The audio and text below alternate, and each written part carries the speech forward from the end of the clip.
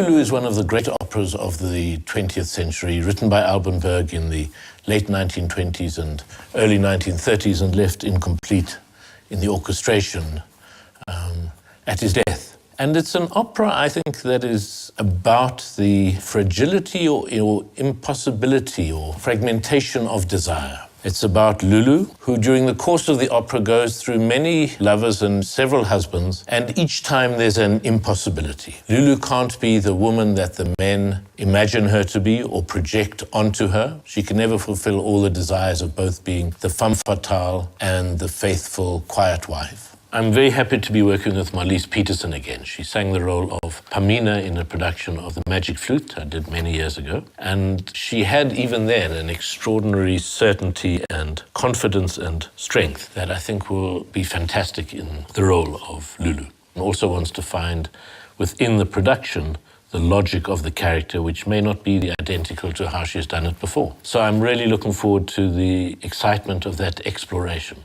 The question is, how does one put this onto stage?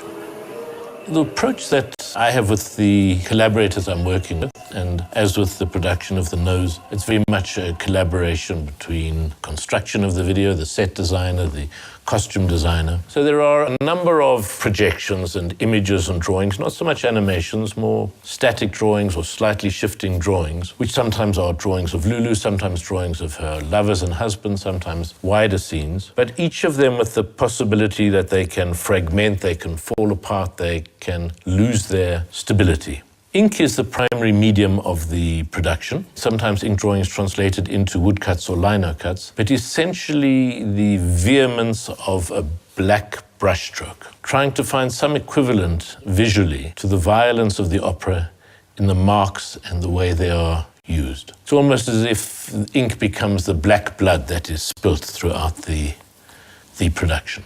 The set has to work in two ways. It has to work as the receiver of the projection, so it has to be surfaces on which we can see the projections, not necessarily flat, but it also has to work as a theatrical space of the different rooms, the artist's studio, the garret in London, the gaming room in Paris, Dr. Schoen's house. And so the furniture and the flats and the walls have to both have an Art Deco attention to detail and finish and material, and also work in a way that they can reflect the projected images.